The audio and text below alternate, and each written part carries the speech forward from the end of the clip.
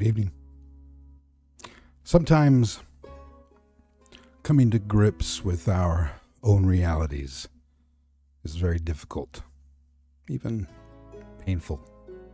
Many of us never achieve it.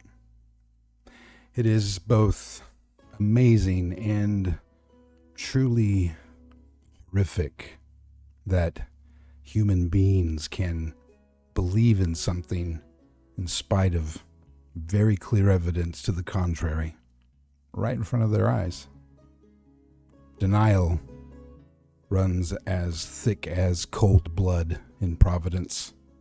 Even the act of trying to live in this dying community where trains blow by your house unexpectedly, a dying part of the world, a dying way of life, it's almost the ultimate denial.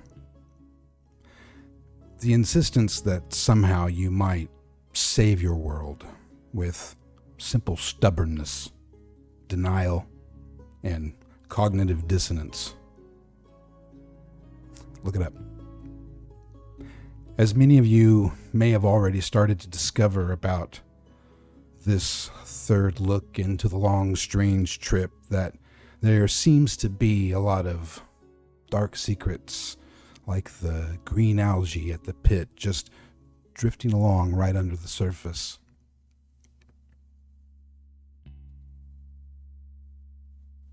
It's just ready to take the next person not awakened to their true reality, ready to take them to their new beginnings. Tonight is about those new beginnings. There may even be some. There will most certainly be death. It is almost Halloween, however, or after all. But this is KULT, where, for all of us, death is only the beginning. We open with, and we're going to stay with them all night long. Dr. Hamilton, or Daisy Hamilton, Dr. Brian Brown, see the doctor's at the end of the name, and Eleanor Hauser, who moved just a little bit on me. That's all right, I can fix that. You guys are at Hutchinson's, and it is Friday.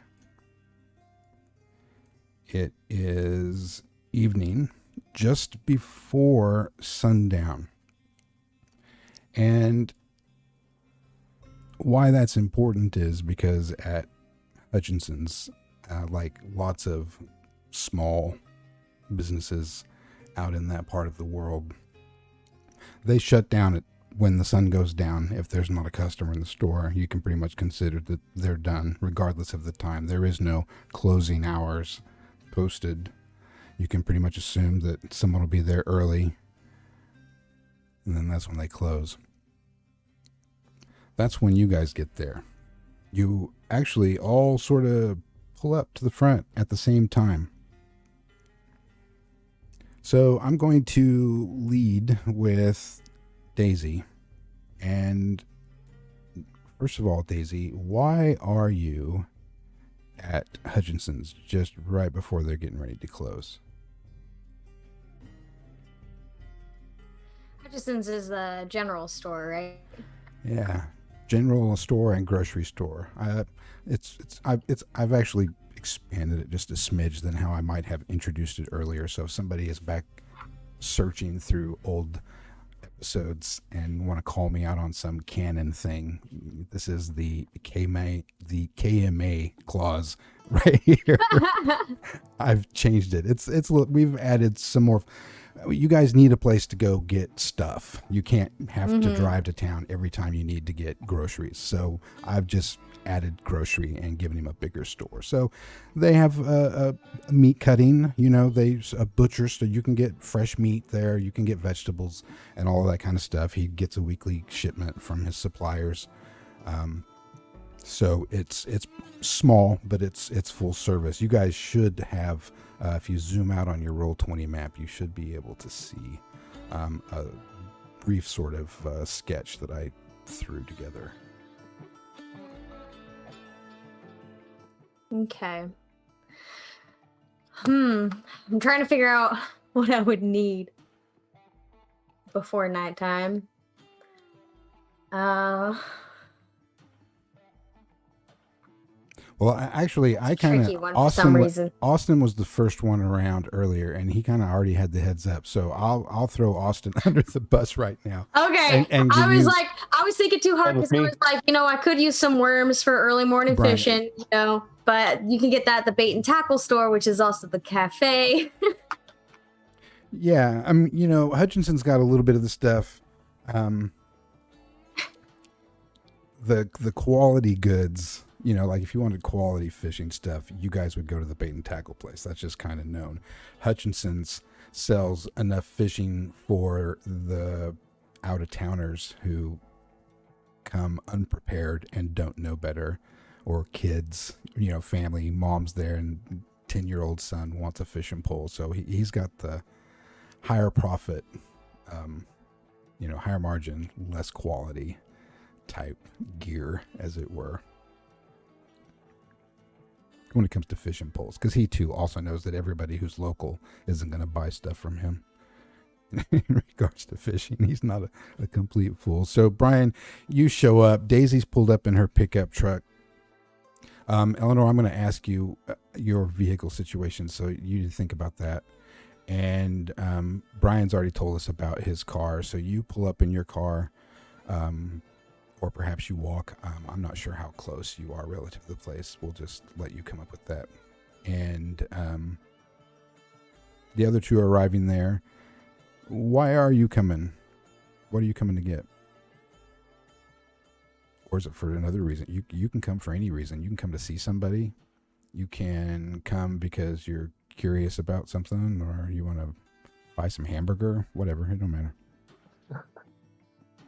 Well, Brian is out of deodorant, so he came unsure if they had it. So he's going straight to the first attendee he can find and be like, "Hey, do you have any deodorant? It's been a long day." Okay, which aisle? Could you point me to it?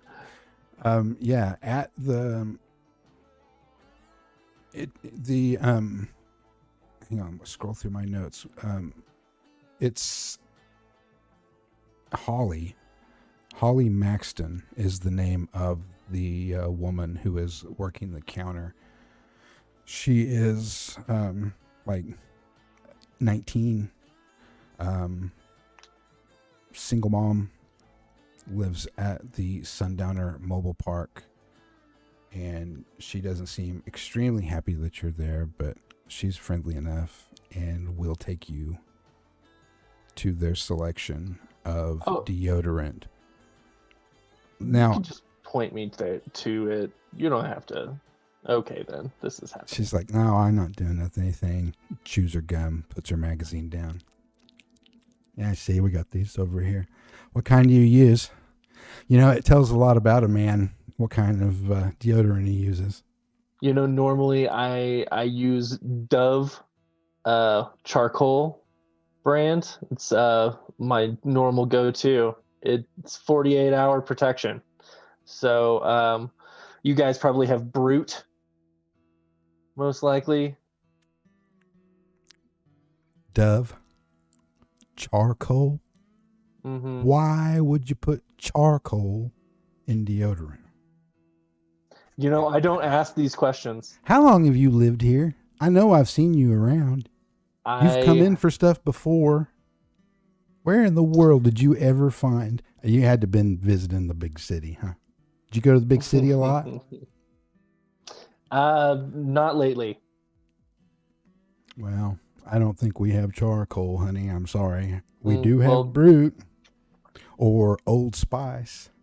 Ooh. Or what's this other one over here? Oh, Speed Stick. Is that what that's called? Tantalizing. Thank you so much. I really appreciate you taking the time to show me your selection. She walks around and you can hear her say, "Dove," laughing, "charcoal." Brian grabs a stick of Old Spice. All right. Well, I'm not going to let you get too far into the situation yet because I'm throwing you all together. So, Daisy, did you figure out why what you came for? I did. Also, do they sell liquor here? Yes, he's got not a huge selection, but the stuff that you would find at a convenience store. Awesome. I need whiskey and dog treats. So Brian and I pull up at the same time, and I look over at him and I don't really want to talk to him. It's getting late. It's almost my bedtime. And if he sees me coming in for whiskey, he's going to try to get me to come to some of his damn meetings again. So he pulls up, and I sort of just mind my own business and look away, smoking my cigarette, and I let him go in first, kind of avoidant of the professor. And then I'll come out and head into the store. I'll grab the dog treats first and then go for the whiskey. I know where they are. I come here often for those two things. So you two also notice that it's Holly. I just created Holly this afternoon. That's why I don't have her name on the tip of my tongue. Oh, so many jokes across the mind. Holly is the one working the counter tonight. She's a part-timer. You also know she's got a reputation, lives at the trailer park.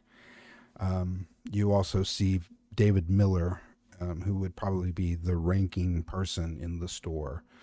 He is the butcher. You can see him working at the meat counter there at the back of the store. They do have a rather large meat selection because of all the farmers come here to get steaks and stuff. They don't like to go get their steaks at Walmart. Don't even get them started talking about getting steaks at Walmart in town. They go nuts about having to do that. So that's kind of, that's been one of the things that, and they sell some rifles and ammo, hunting stuff, that sort of thing there at the service counter. So while you're shopping for your stuff, and Brian, you're getting your deodorant. Eleanor, first of all, do you have a vehicle, or are you driving a family vehicle? I do have my own vehicle. It's actually my aunt, Mary Ellen's old vehicle. It's a 2012 Ford Focus. No, sorry, Ford Escape. Nice. Yeah. A hand-me-down. Excellent. Hand-me-down. Mm-hmm. Sweet. And why are you coming? What are you coming for? Well, it's Friday, so typically I go to the bar, but I don't know, I was feeling a bit restless back at home, so I just want to kill some more time before I head over to the bar, I guess. So I'm just browsing the aisles aimlessly, just looking for whatever catches my eye. You are easily entertained. Yeah, it's unfortunate. People do for entertainment in small towns. Go just walk around. I've done it. So let me ask you guys this then. Daisy, Brian. You said you were avoiding him, right? Yeah. Brian, you see Daisy. My truck ain't exactly the most discreet. Oh, I know avoidance when I see it. And Daisy, do you know, or what's your association or knowledge of Eleanor Hauser, of the Hauser family? I don't know her very well. I know of her. And, the Hauser family's been in town for generations. Meta. What would I know of the Hauser family? Because I do know I know of them. I probably don't like them very much because they're the rich folk. Yeah. In Providence. Yeah, they are the rich folk, and they've got the largest farm in the area. I've called them ranchers. I don't know if you would go so far as to, it's mostly farming. They don't really have a lot of cattle. They do raise some livestock, but that's not, they have a large family that's spread out, and that ranch also seems to sort of supply food and stuff for a lot of other family members in the area as well. I'm probably pretty neutral to them. I mean, they make good produce. I probably go by the farmer's market and grab things now and then. I like to have my stuff local mostly. So I'm probably familiar with her, but we might have never talked. Other than just casually running into each other, maybe. How about you, Brian? Have you had any connection with Eleanor? I would know that she was a part of her family, but I don't think we would have had any interactions other than in passing. Right. All three of you get your goods and arrive at the counter with Holly at the same time. Who wants to go first? Oh, please, after you. Who was that directed towards? Either one of them. Oh. Both of them. I'm going last. Yeah, I'll glance at him, and best to put little Eleanor between us. So I'll just kind of grunt at him and go first.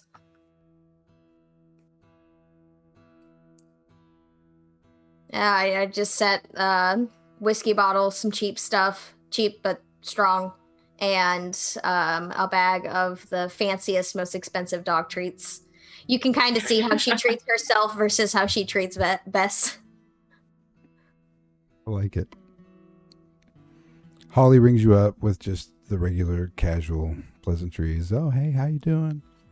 Dog treats and whiskey. Gonna be a hell of a Friday night, huh? Sort of looks at you with a smile and a wink. What's that supposed to mean? I don't know. You tell me. You think I'm getting up to something funny with dog treats? You're sick, Holly. Just looking at the clues is all. What? Just here. And I hand over a crisp 20. She takes your 20, and as she's handing it back, she says, "It's supposed to storm tonight. Did you know that?"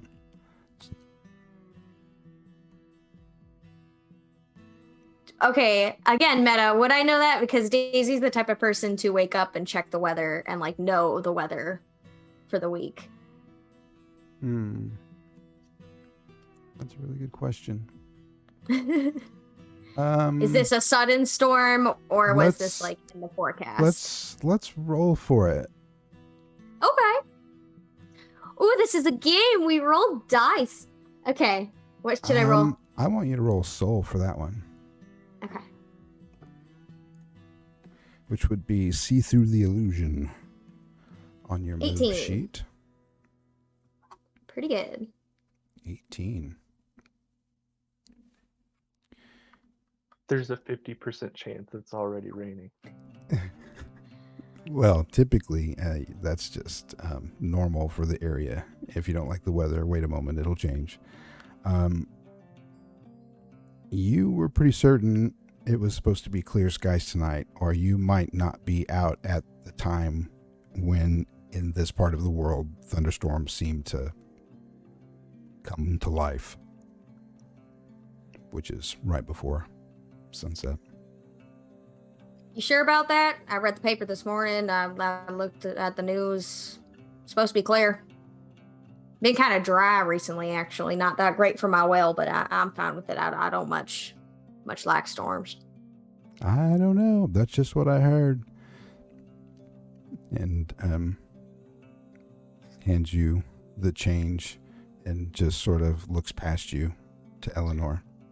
some of my students had said that they heard it was going to storm too. She just kind of stares at you, like very blankly with her bag. For what it's worth. There is a loud crash of thunder outside. I want you to roll me a keep it together now. I don't like that 18. Not good enough for you, huh? Hey, look at that! Another 18. You don't like the sound, but it was. I do not like the sound. All right, well, I gotta go. Bye. And I'll hurry on up outside. I'm in no way wanting to stay here at this moment. I want to get to my truck and I want to haul my ass home. All right, roll one more time for me, and then I'm going to move to Eleanor real quick. Roll to act under pressure. Okay. 10. A little less good. All right, you're not out of the store yet. Eleanor, did you find something that you wanted to buy? No, but I'm gonna go up to the counter anyway and just like quietly watch Daisy's and Ryan's interaction. And once it's my turn up to the counter, I'll go up to Holly and ask if I can buy a pack of cigarettes. It's been a day. Have you bought cigarettes from Holly before? Yeah, I have. It's just I normally go like several weeks without buying cigarettes. I just few in here in between. Yeah, I have bought cigarettes before. She gives them to you and tells you this is a terrible habit to get started on. You know that, right? So they say. Thanks for the advice. You can tell that she's smoked a few and still does. She would know how bad it is.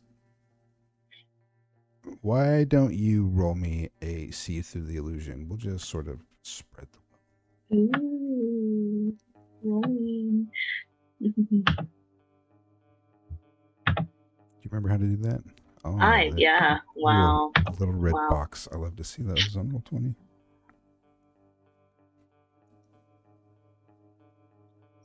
And Daisy, you can, I'll let you with an 18 choose to whether you hear this and add it into your thought process for the moment. But Olivia, Eleanor, as you're about to finish up your transaction with Holly, what she's rather nice about it, but she does kind of tease you and give you these looks as if she's making some sort of last ditch attempt to mother somebody successfully. And you hear from the very back of the store a scream, sort of a muffled scream sound, and then a splash. That's the only way I can really describe it. The sound is as if somebody dropped a whole bunch of wet goo on the floor. I've suddenly realized that's a difficult sound to describe verbally. So it is just this sort of wet, loud sort of slap. All of this happens sort of at the same time. In a weird way. It's an unusual scream. You don't know if it was a person or not. That's the weird part. Everything else was just filler noise. Yeah, so I definitely I heard this. Yeah. Okay. You think about that for a minute. You can both think about that for a minute. Brian steps up and puts his deodorant on the counter. Is there anything else you're picking up while you're at the store, Brian? Yeah, I'll take a pint of Let's say Maker's Mark. No, that's a good one.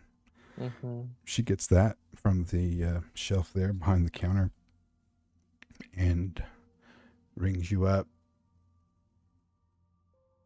Do the girls like that Dove with charcoal deodorant? You know, I've never gotten a complaint. She just sort of gives you a smile. Do you pay cash or debit? Debit. They got one of those debit machines. It's about 800 years old. And so she has you do the little machine thing, and then she goes over and double checks something on the register, and then looks at the little machine again, and then goes back to the register and hits a couple buttons, and then looks at the machine, and then taps the machine a little bit, and goes back and hits a couple of buttons, and then some paper starts to print out of the machine. It's that old, and so she tears that paper off the machine, then goes back to the register, hits a couple more buttons, and puts the paper in the way into the thing, and roll soul for me. Getting ahead of myself.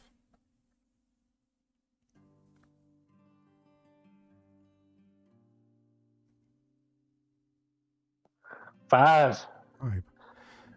You hear her say, "Do you know what a MILF is?" As she hands you the receipt, and then she's like, "Have a nice day," and hands you your bag, or "Have a nice night." Lovely.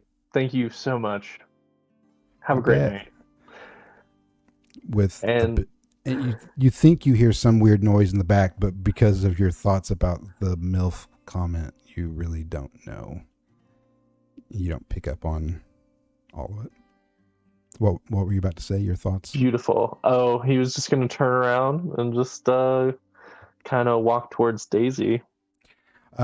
Daisy rolled to act under pressure, and Daisy, there was a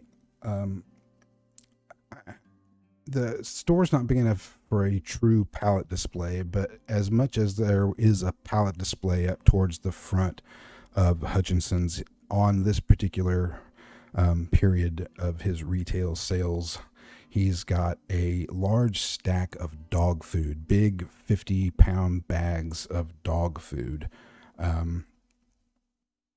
stacked up towards the front door. And as you are going by, one of those bags of dog food slips and falls and busts open, spills kibbles of dog food all over the floor, and you slip and fall in that mess before getting out the door. That's just as Brian's walking up. Do you kind of watch, I'm just going to say that Eleanor sort of watches all of this happen.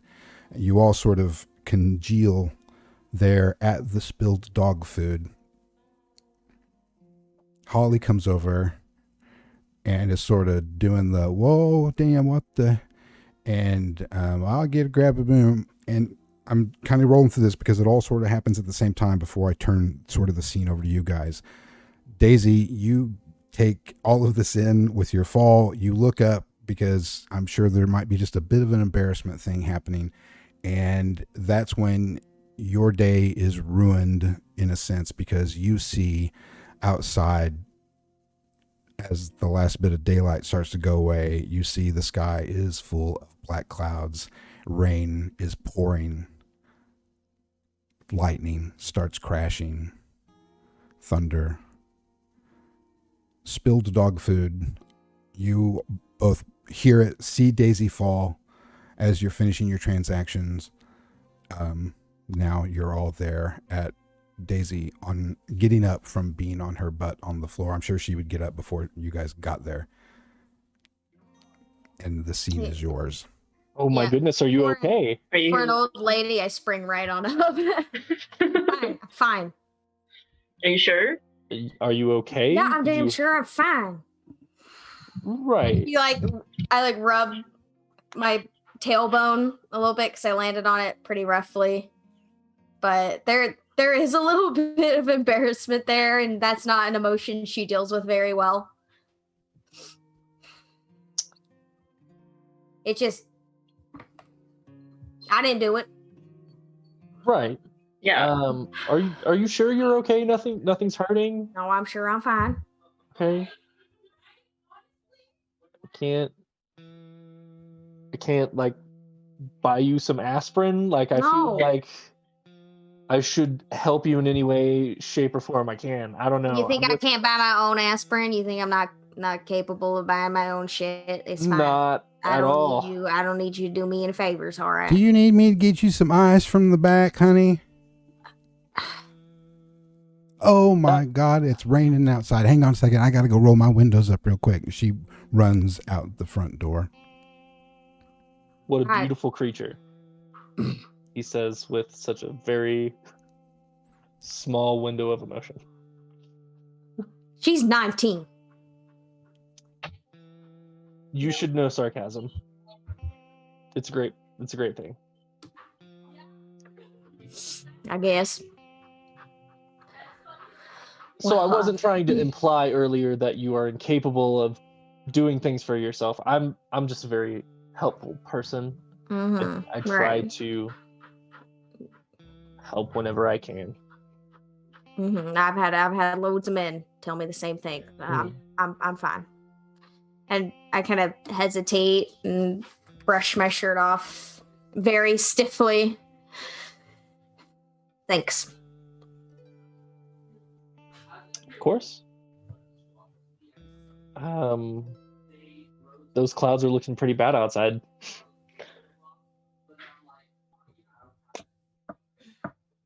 You mentioned something about meetings before, Daisy. Has Brian asked you to meetings? Tell me about that real quick.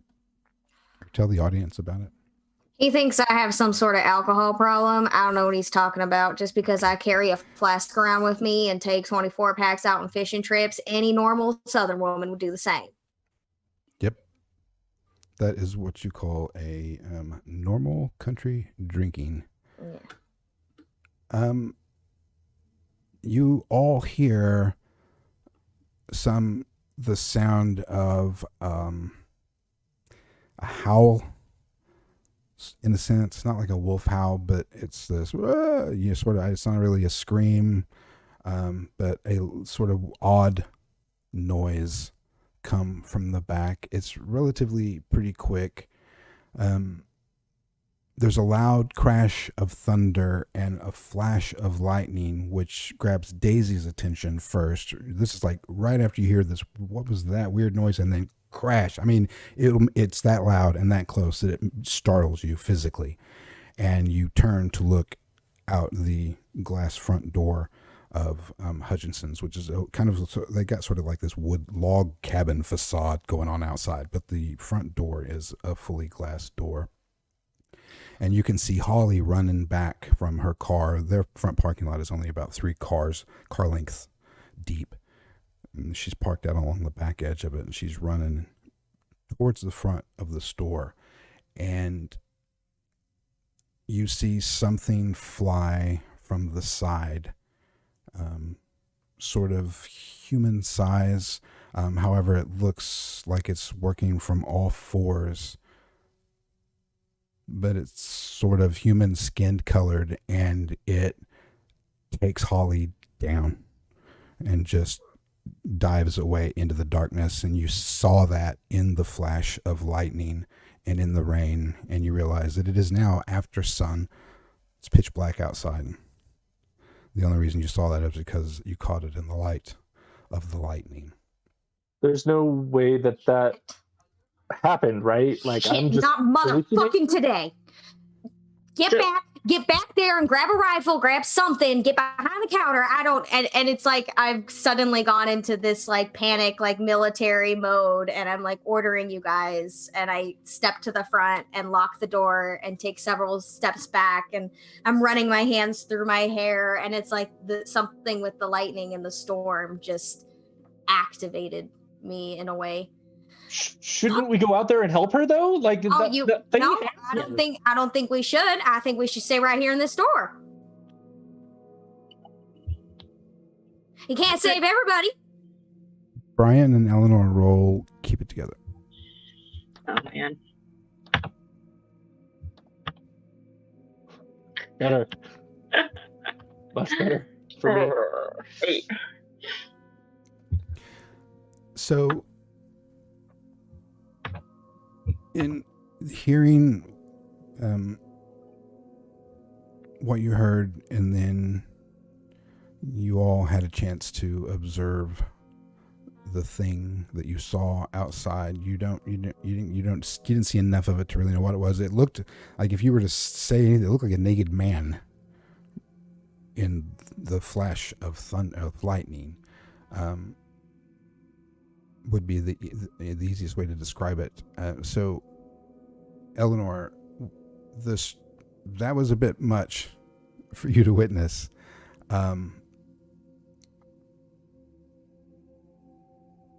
You can.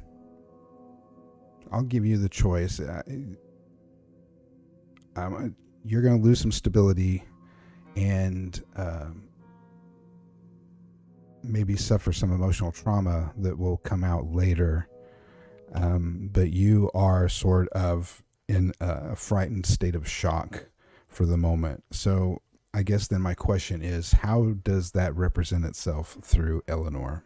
What does it look like when she is like wanting to go cower in a corner? A deer in headlights, pretty much, just like fully frozen, staring outside of the door, like in disbelief, wondering, is Holly still out there? Should I go save her? Should I just stay in here and be safe in this building? Yeah, okay. I did say frozen, but she is shaking, like definitely visibly shaking, but doesn't really want to lose her cool in front of Daisy and Brian. Like, she wants to be able to help and keep it together, especially if Holly's still out there. Yeah. But yeah, definitely, yeah, it's just, I guess, waiting for someone like Daisy to tell her what to do in this situation. This is terrifying. Why don't you, just because now I'm going to make it hard, roll act under pressure, and I'm going to take 1 away from your number. You are terrible. I know. Okay. Should I just hit -1 in the modifier then? You can. I was just trying to make it easy on you, but thank you. Yeah, for sure. Let's work for you. 2. Oh, Damn. wow. Damn. You try to hide it, Brian, and you see Daisy. She immediately springs to action with her 18 keep it together. Daisy, you can see Eleanor is not going to do anything that you just said, because she is frozen, stiff, and speechless. Brian, you see all of this as well. What do you do? Okay, everyone just take a breath. There's no way that what my eyes are telling my brain what it saw is real. There's absolutely no way that what I saw was reality. So I want you both to describe in as much detail what you saw. Look at the little girl. You think she's saying anything? She's terrified. I mean, if none of us have the same description, I feel like we can Well, what she saw out there was enough to make her freeze.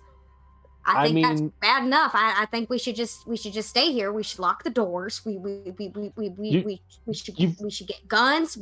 You've locked the doors, right? You already locked the door. I mean, there's a back door. Safe. God knows what's back. That's about the time that David Miller, the meat cutter for Hutchinson's, comes from the back. He's got his white apron on, completely covered with blood. And he comes from the back, and he's got this big ring of keys. What the hell you all doing here? I gotta lock up. I dark almost outside. Pull my pistol on this man. Like, I got my hand on it, and it comes halfway out the holster. Ooh. Christ, David. Okay, tensions are high. Let's just all take a second. We think we saw something out there that apparently took out Holly. The storm. No, you all, what? Y'all need to go home. All right, now this place is closed. Holly's gone. No, and no. There's nothing that got her or whatever. It's what? No, it's time to close. I gotta lock up the doors. That's what I'm doing. It's storming outside. Sun's down. No, we're not going anywhere. We're staying right here. What do you mean you're staying right here? We're not going out in that. I'm not going out in that storm. It couldn't hurt to let us stay 30 minutes and see if the rain lets up, right? We can lock the door. We won't take anything. We promise. We can just stay here until the rain lets up a little bit. Oh, for God's sake. You know all of us. It's just a goddamn thunderstorm. All right. If you guys insist, then I'll wait. I'm going to miss my part of my show. And he... what show do you watch? I don't know. What comes on TV on Friday? I do this. Friday Night SmackDown, WWE, or wrestling. He watches whatever comes on Fox News on Friday. Brian was just trying to calm his He watches reruns of Friends. Yeah. Build a rapport, calm him down. Big Bang Theory. And he unless somebody would like to read a person, he seems upset about this inconvenience and will go to lock the front door.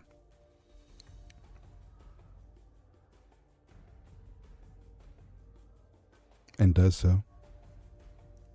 I'm not going to read them. I don't care. Thank you so much. We really appreciate this. We'll be out of your hair as soon as possible. And Brian goes and reaches for his wallet and pulls out a 10 if it's any help.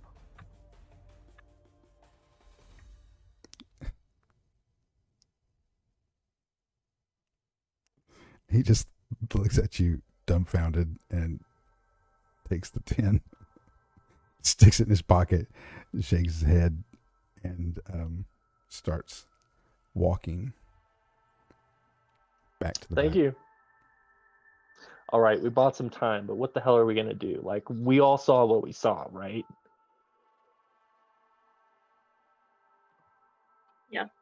Yeah, they think so.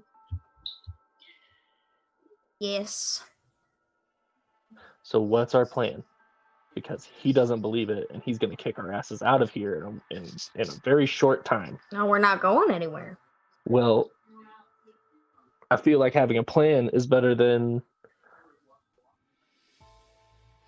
just standing here annoying a man who doesn't believe us. Oh, you always insist on being the smart one. Why don't you come up with a plan? I'm a group thinker, okay? I work well bouncing ideas off of others. So there's that. You're the one with a gun. Aren't you going to go out there and kill whatever? Was it a wolf? I don't even know what it was, but I saw something take down Holly. No, I'm not. And I kind of mumble something about a storm and shake my head and turn away a little bit. If it wasn't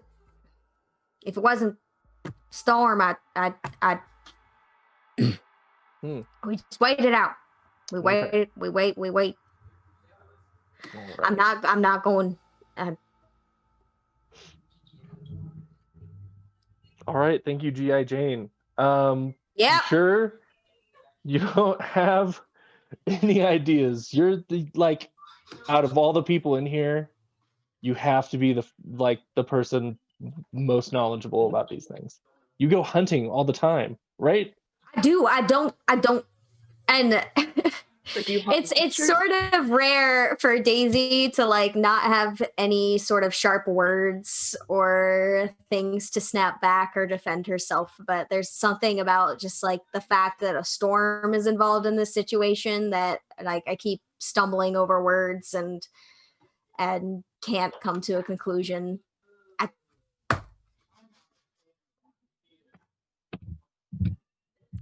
We wait it Alright. out. Okay.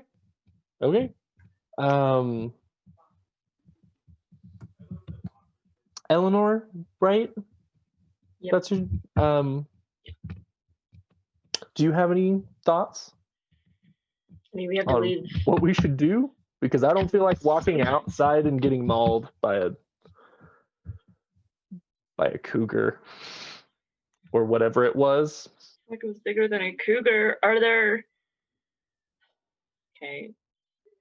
So Meta, are there any other like windows or doors in this place?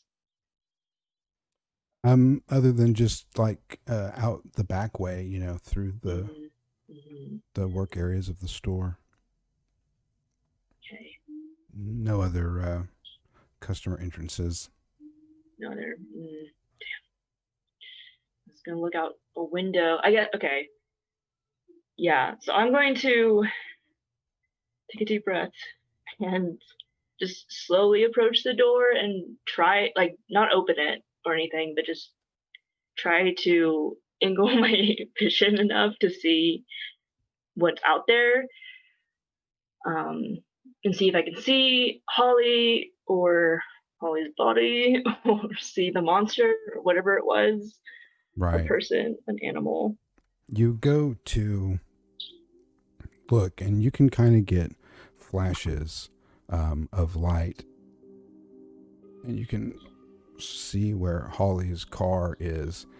And in a couple flashes, and with a little bit of focus, you can start to make out. It looks like her feet, like maybe the bottom half of her from Daisy's pickup. The way it's parked kind of blocks the view of what would be the upper half of her body. So you can kind of see her feet there by the car. You can't really tell, you know, if there's any damage. There's obviously something wrong because it is just pouring down rain, and from the way they're positioned, she would be lying face down in the parking lot. You know what I mean? That's what you see is them sticking out in that direction. And this creature comes to the glass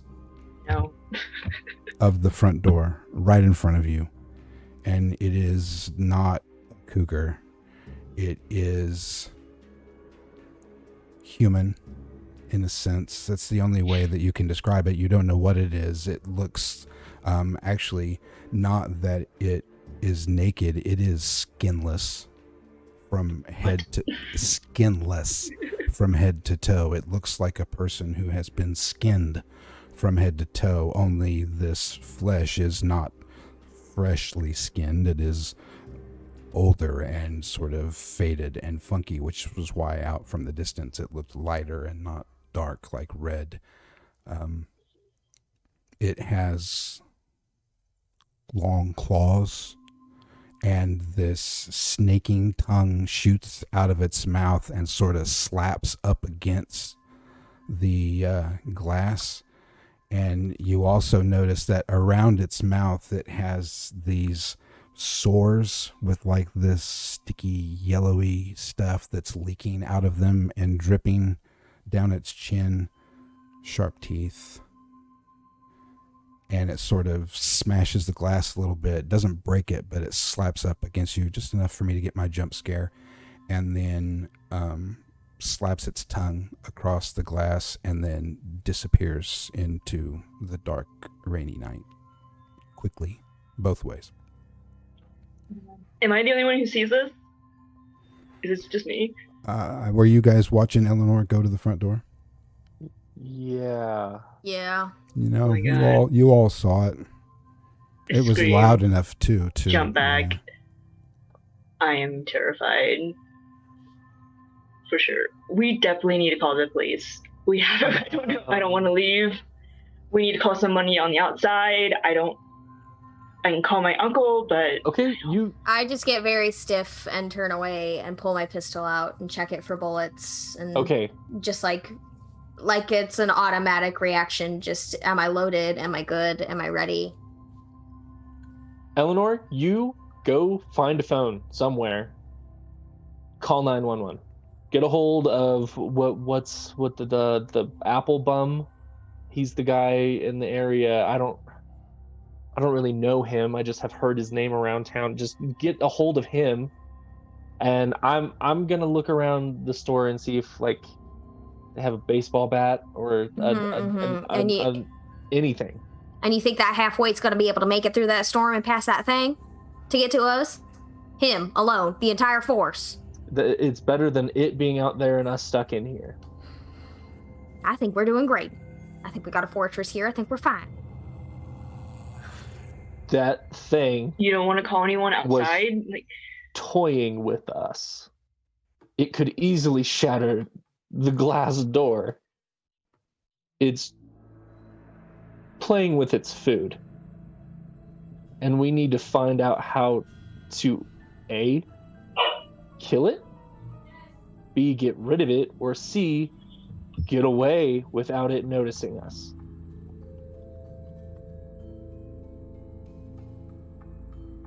I don't think staying here long term is a good idea. Just till the storm passes. If the storm passes, I can go and kill it myself. I just can't. I don't like it. And you probably know from your psychology studies that Daisy is clearly fucking terrified, but she would never say that. Never.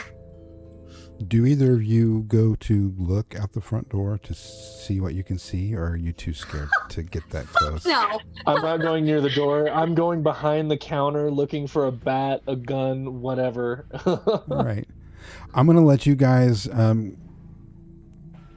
give you a chance to think about how you want to deal with these, and we will, because it is like right at about break time, so we'll go ahead and take our break, and that'll give you a chance to pee. Maybe that'll help you think better about what you want to do, and yeah, we will be right back, everybody.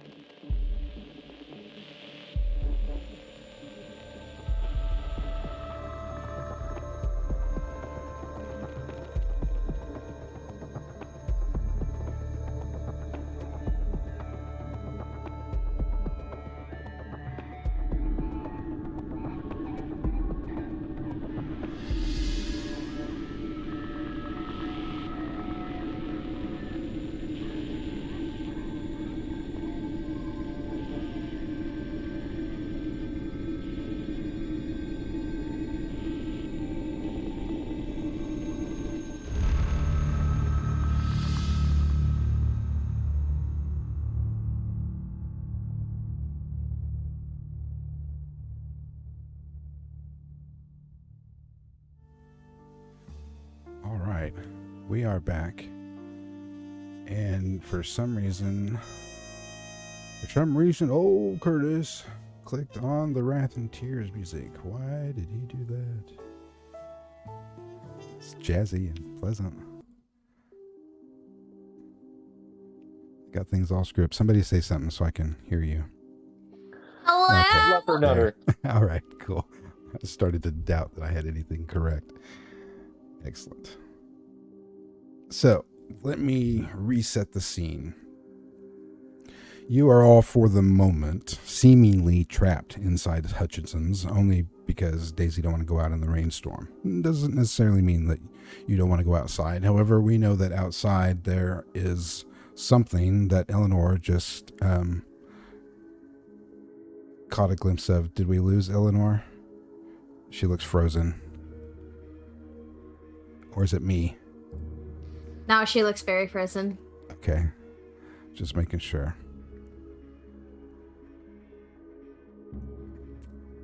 Oh, we lost her. That's all right. We'll get her back in a moment. They can still see me. And I'm in one frame. I'm in the other frame. But that's the scariest thing I've seen. One frame. I'm in the other frame. I'm gonna fix it. Of course, she'll be right back. And then I'm gonna have to... And one moment he's Brian, and the other moment he's Eleanor. It's okay. Austin can be both.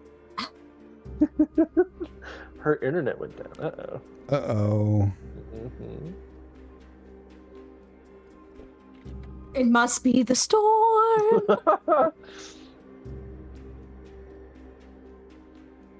right. So while we're waiting for Eleanor, I will just blink that off for the moment. The creatures outside, these skinned humanoid-looking things. Brian, you said you were looking for a bat or whatever. Something. I assume they would have something behind the counter for protection. Get a lot of crackheads. Yes, there is a shotgun. Pretty heavy duty. That is just a pistol gripped shotgun. It's not sawed off, but it is shortened, as it doesn't have a butt. Mm-hmm. But it's not modified. It was, sold that way. It's he might have changed the stock, but it's an actual handle. It wasn't like he just cut it off. But they have one of those. There is also a gun counter with some long rifles and ammunition, hunting type stuff, some 22s. Okay. Brian starts throwing everything on the counter. Like, he puts the shotgun on the front of the counter. He starts opening the cabinets, taking the guns off, loading the clips, putting them on the counters. All right, this is everything I found. You know how to use that thing? I know the general use and operations of how to use a gun, yes. I was raised here. It's kind of a badge of honor growing up from this place to, you learn how to shoot. I'm not great. It's been a long time since my dad took me shooting, but I'm your best, one of three people here. Just make sure to prop it on your shoulder, prevent some kickback. It'll give you an awful bruise if you don't. I appreciate it. Brian kind of pulls out the pint of Maker's Mark and, I don't know what's going to happen, but might as well have a couple shots. Takes a big swig and hands it to Daisy. I kind of scoff at it, but I'll take it and take an even bigger swig. It's a couple of gulps. Then it's the good shit. Just so she's not forgotten, and so you remember while you guys take your drinks, Eleanor is still there. In this sense, the GM does take over, and she, after having jumped back from seeing that thing at the door, has solidified her shock and is frozen in fear, as it were, which is one of the realizations as the soothing warmth of the booze gives you a momentary physical distraction from your current nightmare.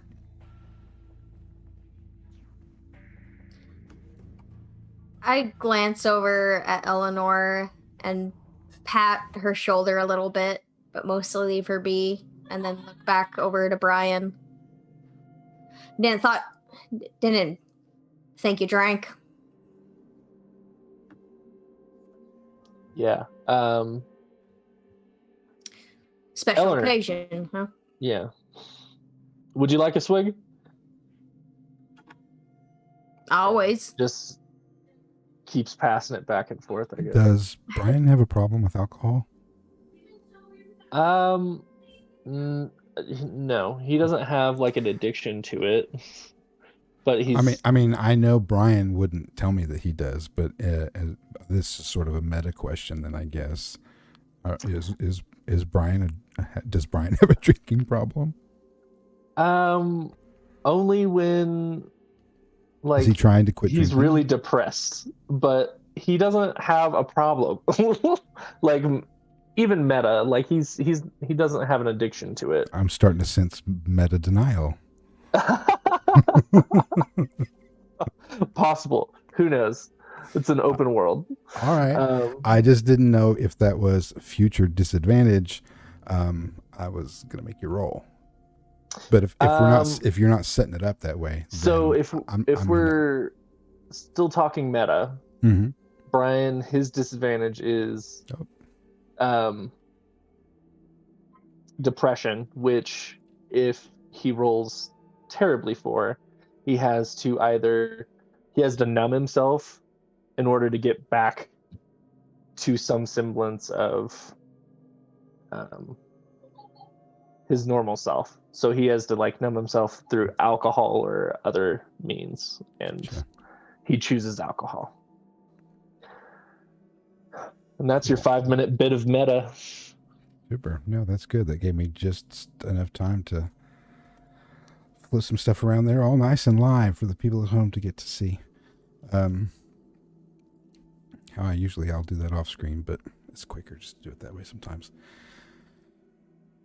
All right, Eleanor. So I was just explaining how you have sort of fully succumbed to the shock after having your little jump scare there, which explained your inability to move or speak for the moment.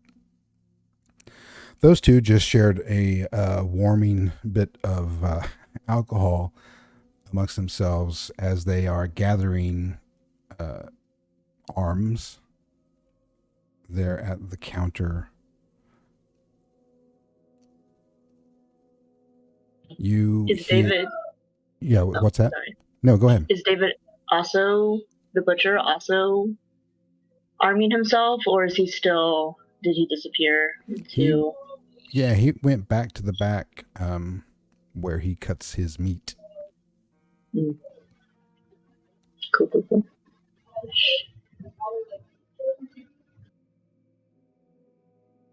So, who's doing what? Right now we're just passing. Eleanor, would you like a swig of this Maker's Mark? We're just trying to have the last drink in the worst case scenario. Well, if you put it that way, yeah, I will have a drink of that. Okay, I'm kind of a dark person, so like that suits me fine. Sorry if it bums you out. And he like slams the bottle down on the counter and slides it over in her direction. She takes it by the neck, just swings it back, like a pro, really, and just slides it back to him. All right.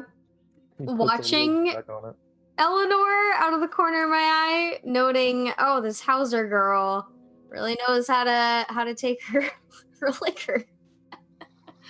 But I'm not going to say anything because I have some secrets. Who am I to judge? Leave. Right. I think Eleanor needs the shotgun. The pistol grip shotgun. If it comes down to it. Yeah. So what are we going to do about David? Is that his name? The one in the back? The butcher? Mm-hmm. What are we going to do about him? Because he doesn't believe us. He didn't see the thing. He's going to kick us out in a little bit. He can't kick out all three of us. Not if we have guns. Especially not if we have guns. Yeah, now that we stole guns from behind his counter. Right. Technically, he can't stop us. But we have essentially held up his business with his own weapons, and that might not go down well. But we also might die. We'll sort it. So We'll sort it. It's kind of a catch-22. I do think we should check out the back, though. I don't know if y'all heard those screams or if it was just me, but Screams. I definitely Daisy's heard them. like fairly nonchalant about that because she's hearing things that other people don't hear. Sometimes it's real, sometimes it's just in her head. And then when Mhm. Eleanor does say that, like, I shoot her a look. Eleanor definitely looks relieved that somebody else heard it. So I was going crazy. You heard him.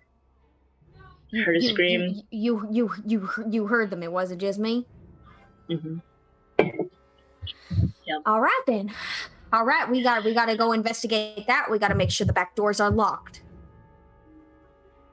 What's all this about screaming? I have chronic earwax. Oh, well, so sometimes it's not. possible I There didn't was- hear something. Jesus There fucking was a Christ, scream go get a earlier. Q-tip or something. It really doesn't help, But unfortunately. we already stole the guns. You might as well. Nasty. So there were screams, though. Yes. From out back. Oh, okay. Not sure what it sounded like. Wasn't quite animalistic. Wasn't a human scream. I've heard plenty of those, but it was a scream. It was. Brian marks that comment in the back of his brain. I see you analyzing me. You need to shut that shit down. We're gonna go look I don't back. know what you're talking about. There's a thing outside trying to kill us. Let's figure it out. Mm. There's always things trying to kill us, Brian. Anywhere you go. Daisy's always got this like intensity about her. And she like takes the maker's mark and swigs it and shoves it over to Eleanor. Well, I think I found someone who's darker than I am. Bravo. Is that something to be proud of? I don't know. Oy. All right, are we gonna go check out the back? I think if you heard screams, we should probably at least make sure the door's locked. Yeah. Eleanor I take another shot of Maker's Mark, hand it to you, Brian, and start walking slowly that way. Slides it in his back pocket. Yeah. Just slides the whole bottle in your back pocket. While we're raiding the store, I definitely want to like grab some like containers of ammo. And Daisy always has like a fanny pack that she kind of keeps that has like extra shit and ammo and like cigarettes and stuff. And I'm just, while we're stealing, I'm just gonna go ahead and put some of that in my pack. Why not? Let me put this in my notes. Daisy robs Hutchinson's. Yeah. Okay. We just go to the cash register. No, I don't take it that far, but I definitely take some ammo. That would be unethical. She's very true neutral. Right. Hey, well, does anyone need a Red Bull while you're at it? And Brian walks towards the back.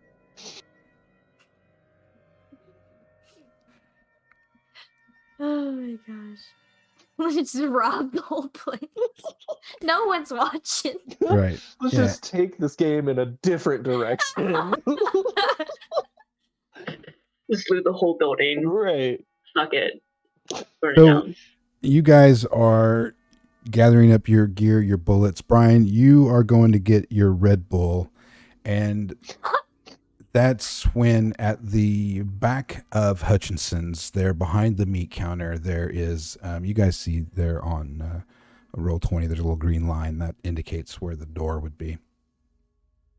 An open door, as opposed to those little red lines you might see that are a locked door. And David comes out through that door, and he is covered head to toe in blood. I mean, it looks almost like as if somebody had just poured it from above until he was covered in this. It's kind of almost, it's kind of older, coagulated, and he's holding this meat cleaver in his hand, one of those great big butcher ones. I'm off cam. like, a big chopping cleaver. And what the hell are y'all doing with the guns and stuff? What are you guys doing?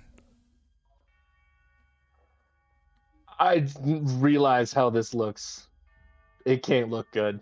Don't they have procedures or something so you don't Looks. get that blood shit all over you? God damn, David, you look like a murder scene. Yeah, it doesn't look pretty. You didn't cut yourself, did you? Like accidentally? Why does everybody always ask that? No, I didn't cut myself. I didn't say you could just make yourselves at home as if this is your pantry. Okay, so here's the thing, buddy. Unfortunately, we witnessed an animal, for lack of a better term, maul the shit out of Holly, and you can kind of see her feet behind Daisy's truck right over there. If you want to go take a look. Yeah, you should go out there. You should go out there and give it a look, David. You should go out there in that rain, that storm with that monster and take a good hard look. Yeah, get it closer so we can have a better shot. Daisy, roll influence other. Roll plus charisma. Okay. With my negative everything charisma. Since I assisted her, could she have advantage? Does that exist in this? There is. It's called helping or hindering. Austin, you roll plus charisma as well. And depending on your roll, we'll give her a modifier.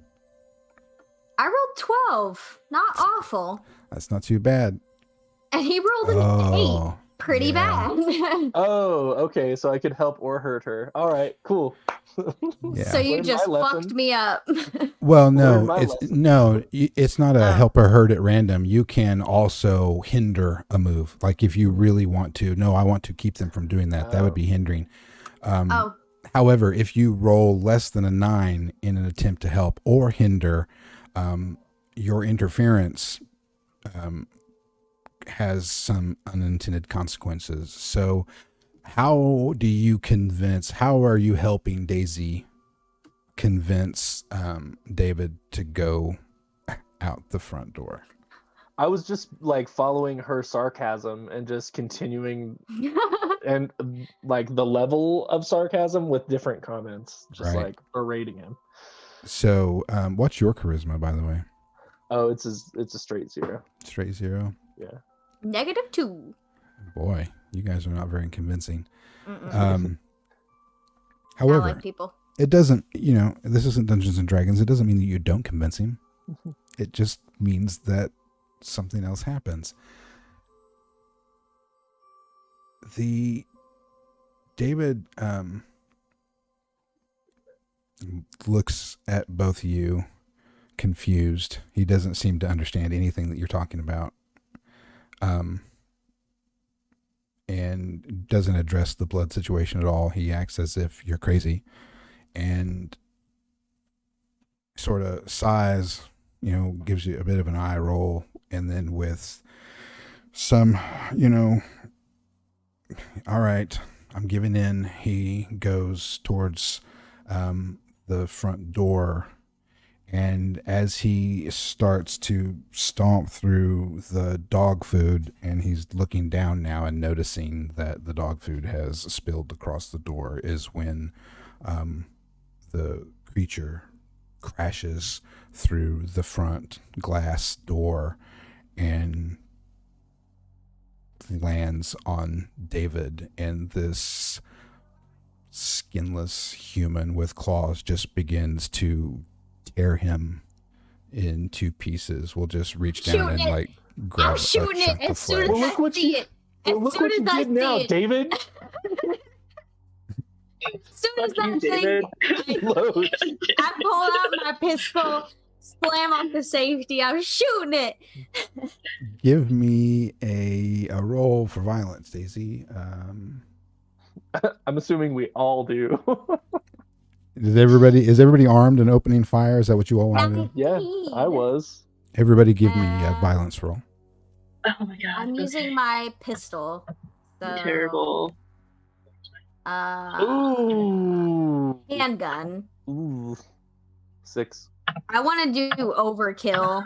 It'll take 2 ammo, but it's 15. Okay. That's great. What using the shotgun, Austin? No, I had a rifle. I gave Eleanor the shotgun. I accidentally put David out of his misery. Did you really? Well, I rolled a 6. I'm just being. I rolled a 7, so we might have both put him out of his misery. So we just put a bullet Shot the monster. in David's brain. With my +3 violence. Daisy, you shoot and it drops. It falls back away from David, and because it goes back, yeah, Brian, the rifle for you, sort of kicked a little bit or something, and or I don't know. God damn it! I told you to press it against your shoulder. I somehow envisioned that you picked up the AR-15 that was set to like burst or something. I don't even know if they do that. They didn't when I was in the army, but and so you you hit what's left of David, and then you just see David's head just sort of go boom as the shotgun blast from Eleanor's gun hits him. And Eleanor sort of flies back, and luckily, yeah, that's the worst of it. David's just a pile of mess at the moment. Ripped. That creature did a lot of damage very quickly, and now he's just had his head smeared across the floor. So he's all. Hold on. Was he dead before I shot him in the head, or was Was he screaming and still alive? It was all simultaneous. Yeah, it's difficult to know. I mean, there was still like gurgling and stuff because he had been screaming when the creature started going in. So there was, it was just kind of like this long, drawn out sort of thing. And then, he took a bullet or two from Brian, and then it just sort of stopped. Oh my God. This is. You guys just gotta leave it to G.I. Jane. Damn.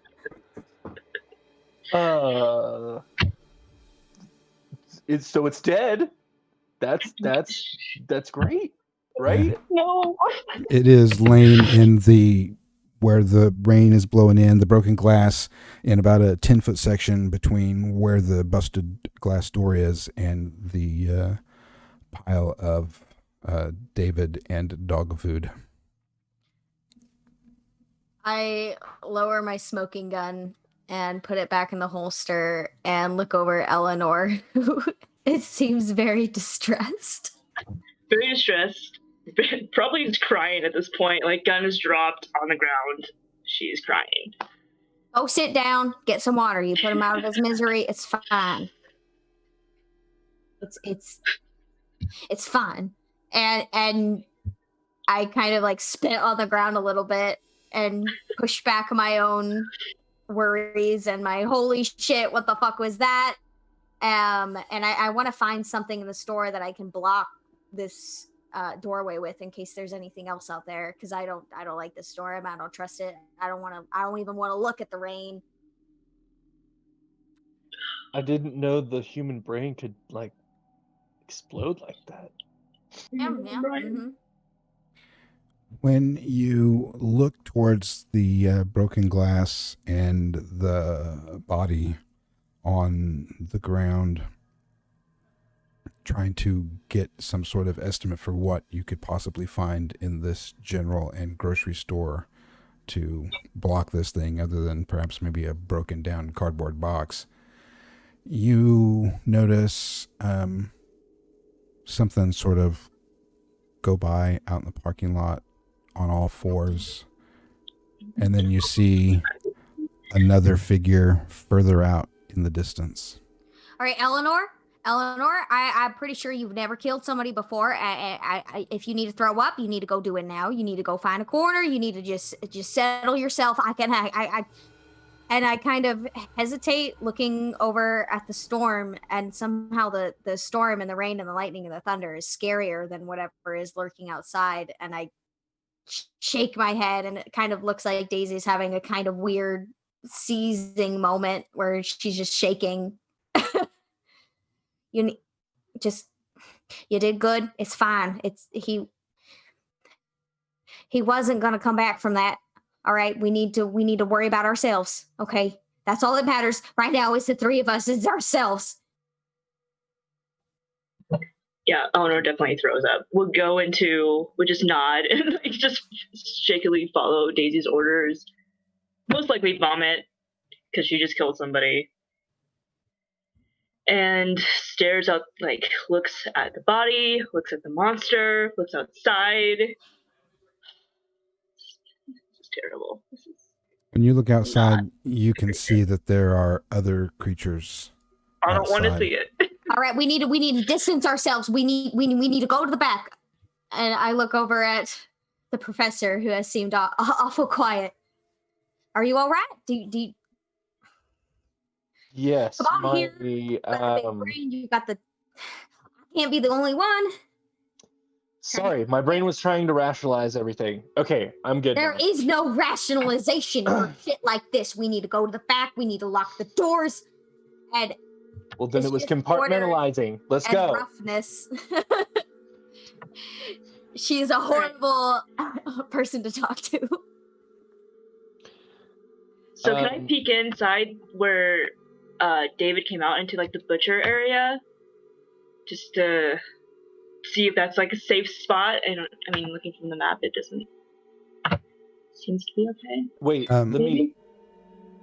The meat. We can use the meat as bait. Just throw it out the window. Well, out the door. Throw it near us. Yeah. Shoot them.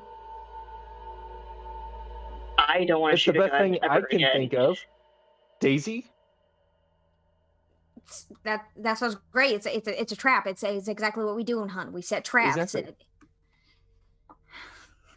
We got to do with what we have, and then Brian heads towards the meat locker. Very scared to find.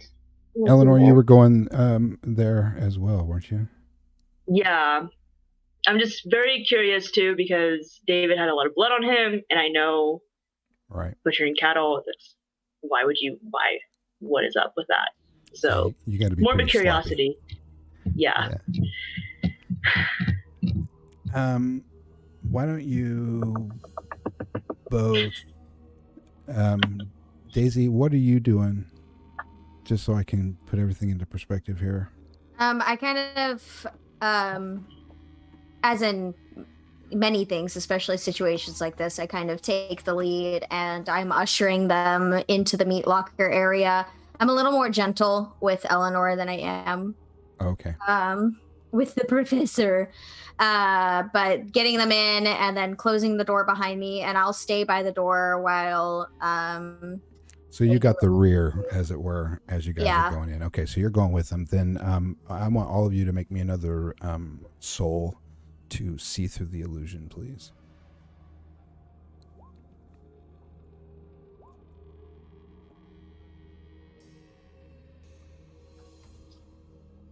Yes, 17.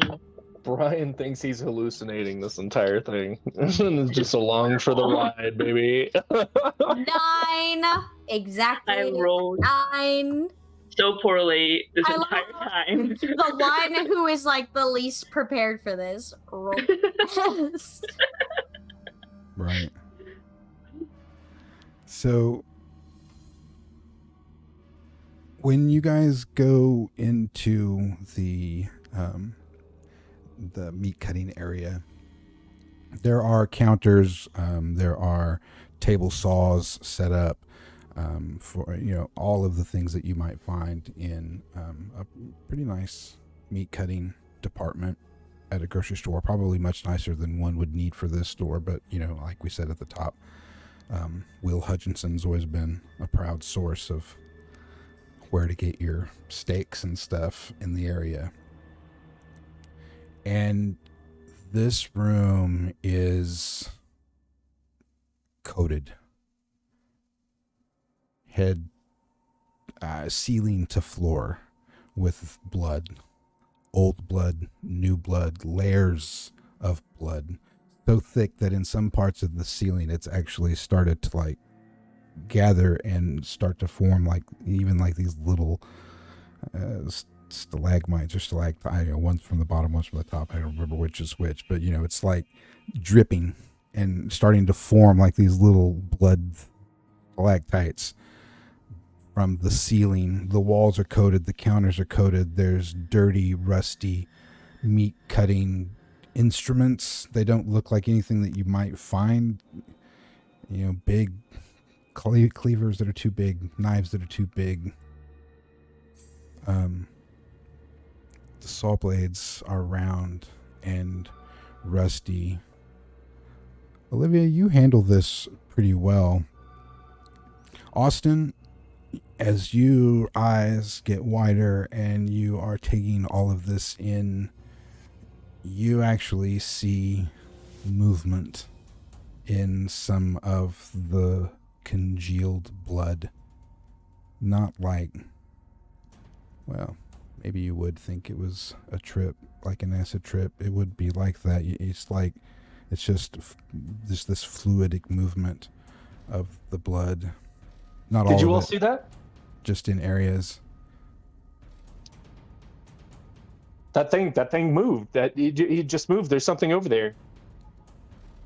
Daisy, you didn't notice that. Thanks, Tim. I knew you'd tell me. The stalactite is the one that comes from the top. I remember that because it holds tight, so it's stalactite. I need to just bring Tim here so he can be my Mine is like on-hand on fact checker.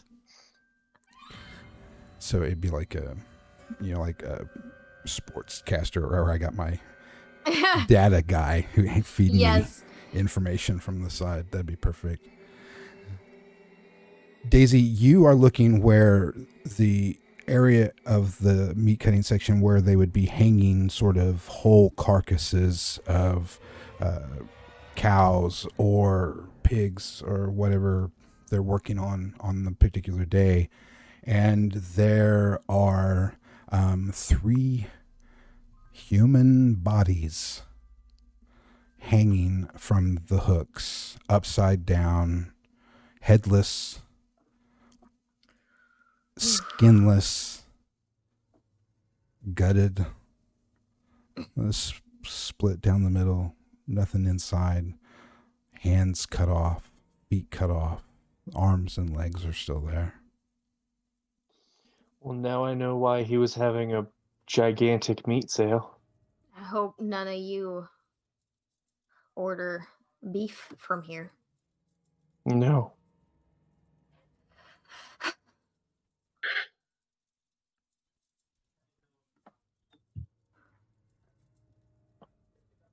Well,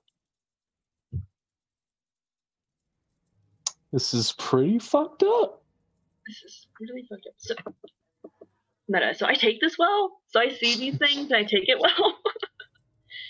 Yeah, you Yeah, should we roll? you see Again? it, you two yeah, I was just processing that. A couple of different things happen.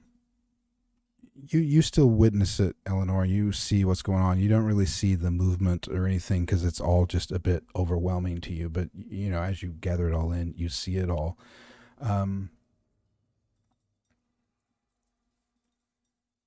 Brian, I get a move with your role as well. And you, while sort of mesmerized by this moving blood here from behind the footsteps through broken glass, and know that there is now something in the store with you. Daisy. Something just got in. Daisy, for you, it's a little bit different. You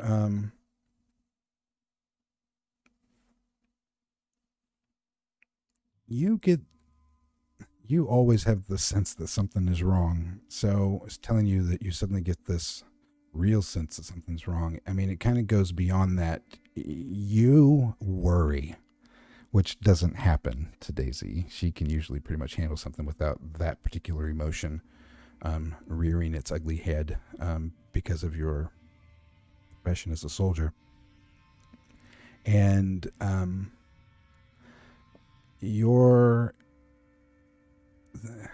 it's not a physical thing that happens to you. You suddenly realize that something bigger has just happened. Whatever it was that you felt like you were running from in your life, for some reason in this moment, you feel like it's found you.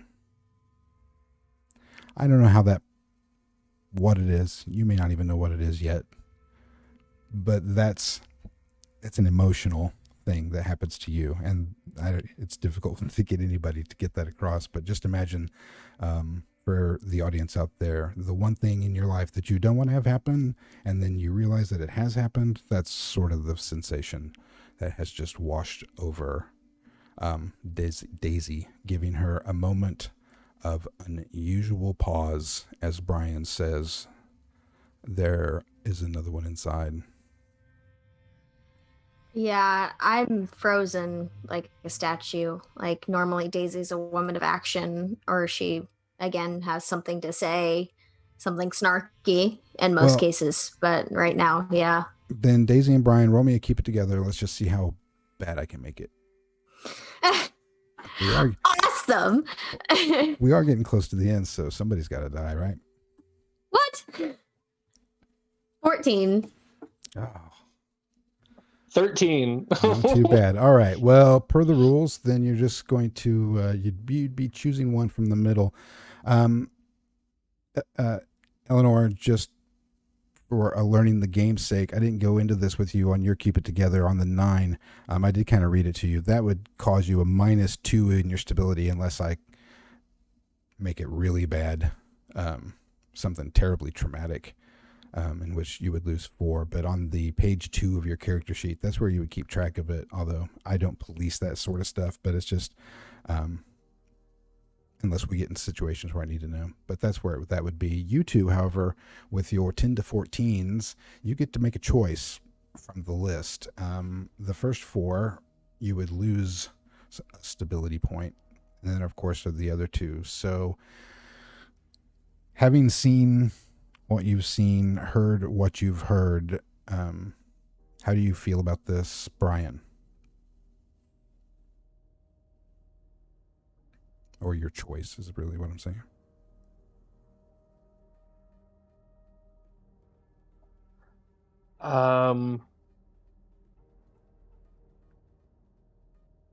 Brian is absolutely terrified. He's like, is this really how I die? By mythical beasts that I just found out were real? This is got to be some, like, I was in a car crash and like a world is playing in my dying brain. Like, right. Yeah. He's trying to rationalize and compartmentalize to how, like, his eyes are seeing what they're seeing, and like what he's feeling is what he's feeling. I almost want to make you take off 2 stability just based off your description. But that's good. Daisy, how about you? What are you thinking? I want to say I become distracted because it went from, okay, I've got to protect these 2. We're in a fucked up situation, and fear of the storm, but then getting that feeling that I get, like, there's a lot that I've forgotten and a lot that I've blocked out. But I know that I've been on the run and I've moved from place to place, and that coming to Providence was meant as a final stand.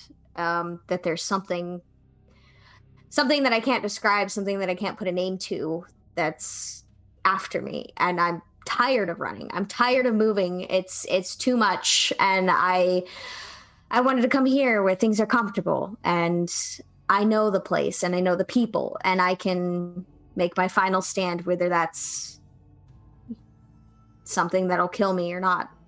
I'm ready to die.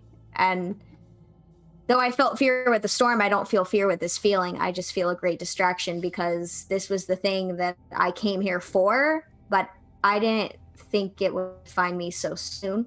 I didn't think it would be so quick. I thought I'd have more time and I'd be more prepared. Whatever it is, it feels big and it feels uncomfortably like you're being watched. How are we going to handle the problem at hand? Which is that now there's something inside the store. What are your plans to deal with that, guys? Is the back door near us? There is.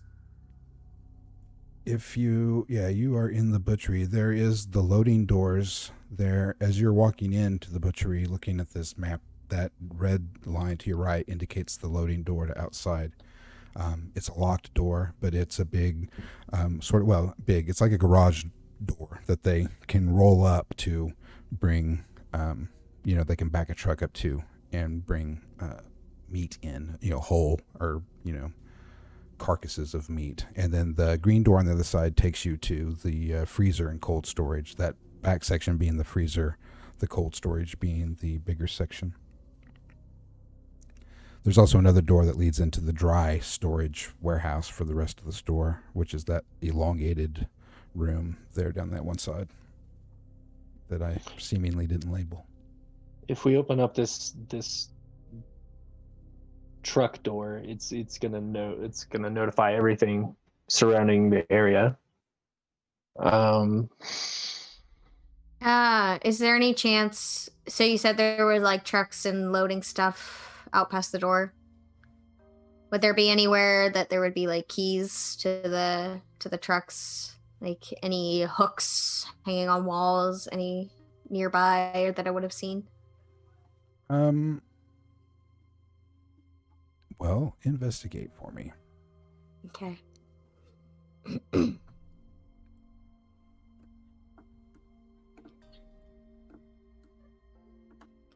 14.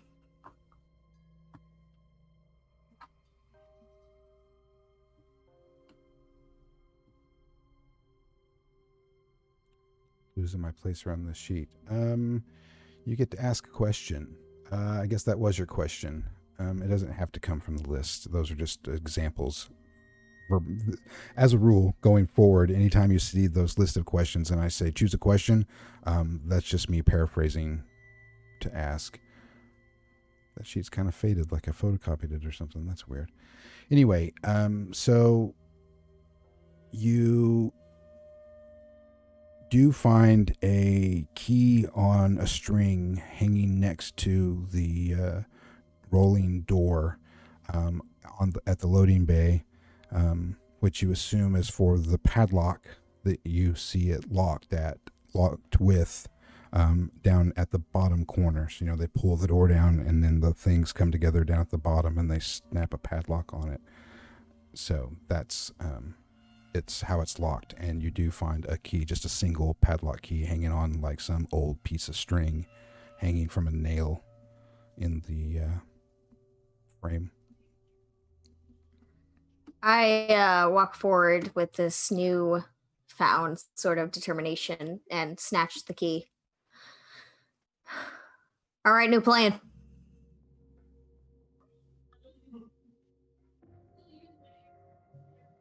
Y'all listening? I'm all ears. Yep.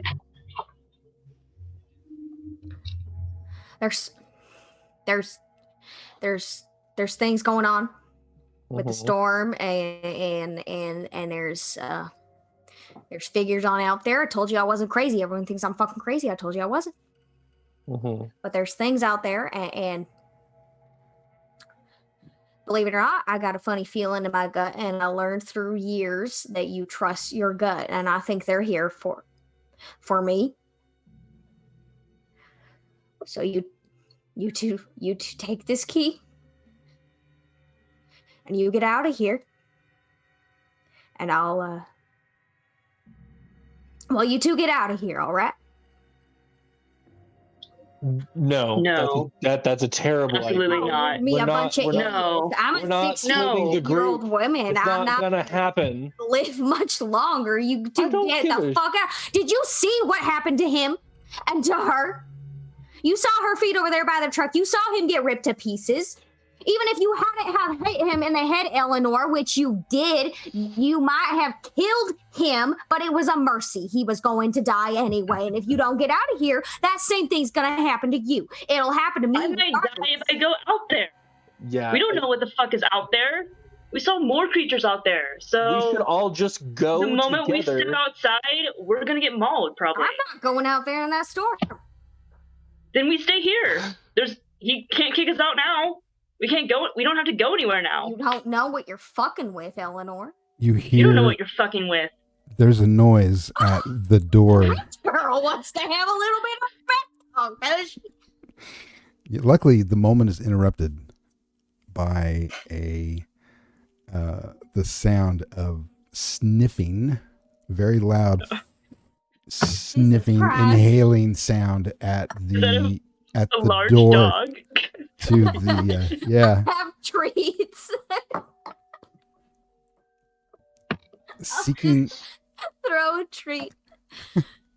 This is a very interesting brain synapses. Oh man. I'm getting At the- stressed at the out butchery about door. IRL. not the back door, at the door that Well, you guys that was came in. my plan, and y'all aren't Oh. interested in hearing it, so give me a new one. Well, there's a thing sniffing at the door. No, right no now. shit. I don't. I might be So- losing one eye, but I have both ears. So let's move a table in front of the door, open the garage door, and then make a run for it, all three of us. I think that's the I'm not- best option we got. Or we could set a fire in the building and then run. It would draw the attraction of whatever's out there.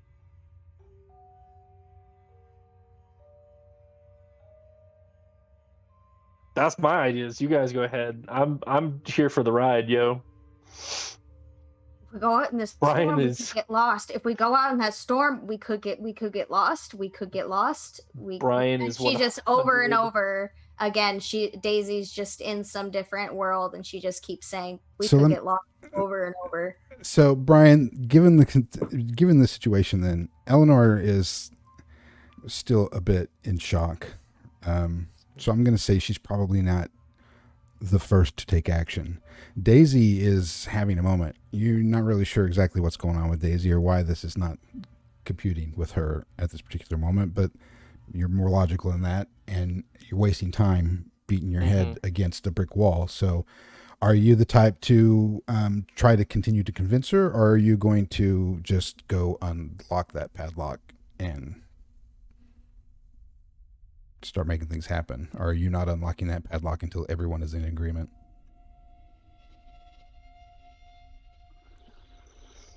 Something's at the So, door, and Brian- it's just a matter of, I don't know how long, and it's coming in. Brian is 100% sure this is all in his brain, and this isn't real. So Brian's gonna go unlock the padlock. I've been there.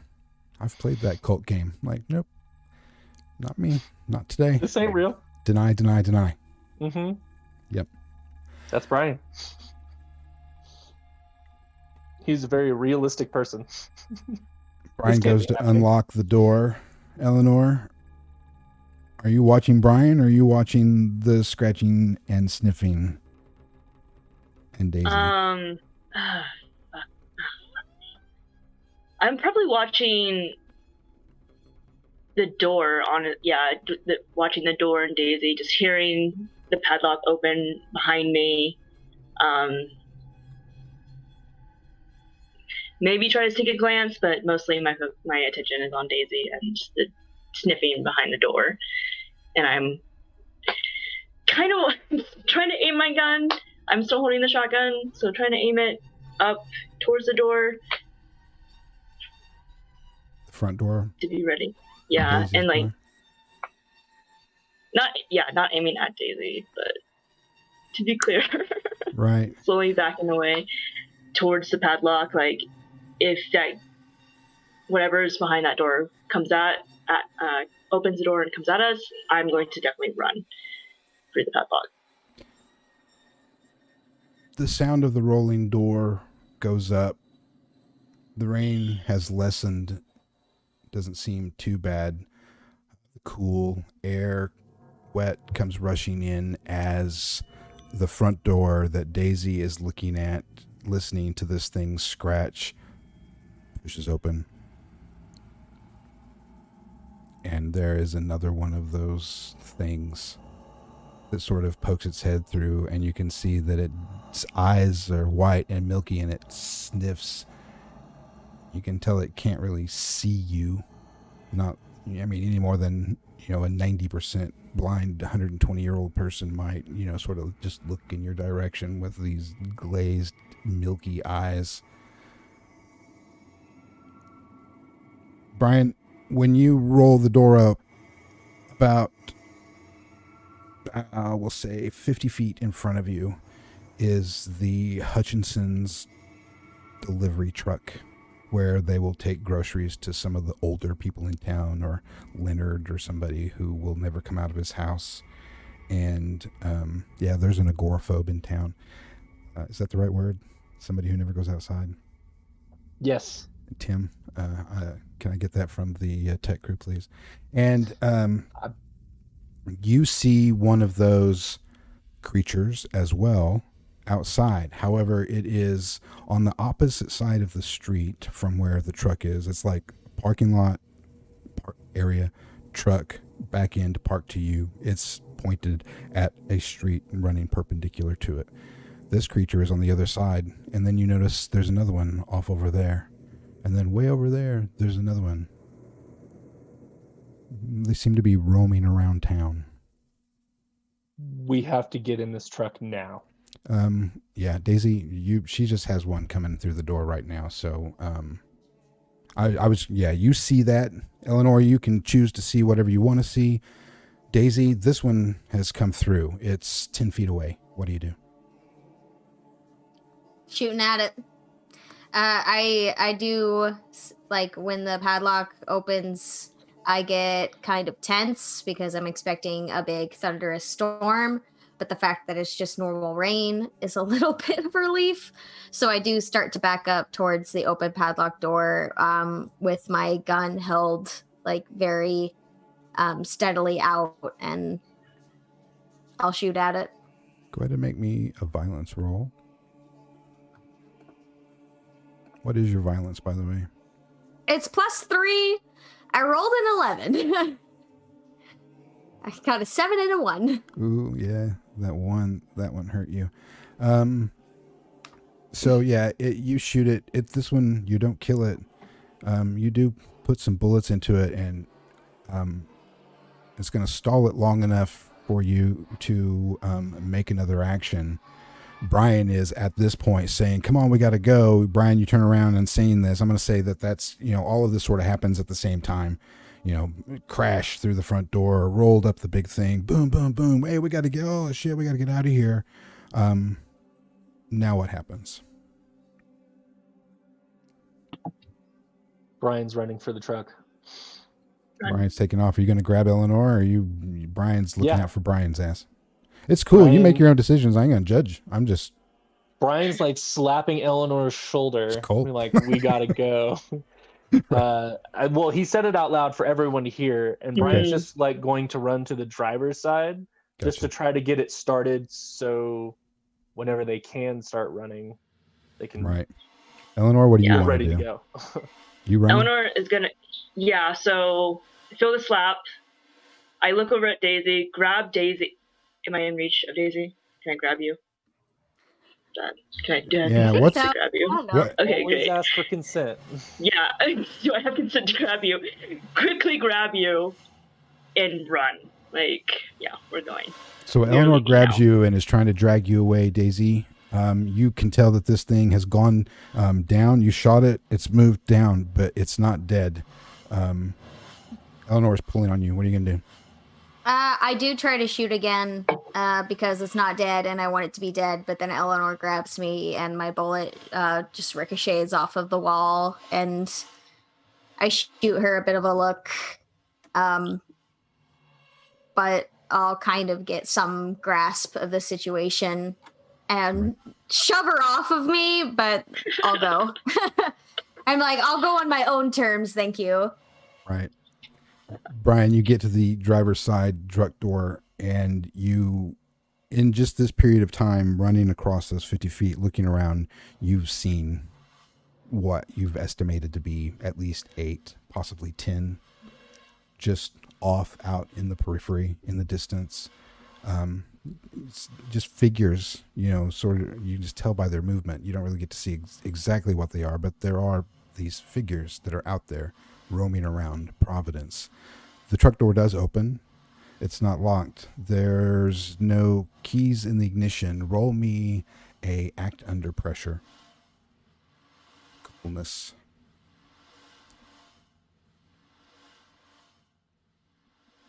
There, 12. yeah, the keys aren't in the ignition. Where might you look first? The visor. Drop the visor down to see if the keys are in there. Checking the ashtrays under the seats. If the glove box or the center console. Everywhere. Right. It's frustrating. It takes you a moment, just enough time for Daisy and Eleanor to get out there, and you guys see that Brian is obviously looking for keys, and sort of scanning around. I'm sure that you're going to look back to see if there's anything coming, chasing you from where you just came. There is not. However, you two then also see that there are more of these out in every direction that you look. All seem to be just sort of stopping and smelling and then moving on, not very quickly. Brian, you're searching, and you are crawling around now in the floorboard of the truck, and you feel the keys underneath the rubber mat on the driver's side, the floor mat. When you lift it up, there's like 2 keys on a ring. Grab them and immediately jump in the driver's seat and try the first key. It starts up. They're both the same key. They're just the kind of people that put their key and their spare on the same ring. Huge pet peeve of mine. Worthy enough to be in a cult episode.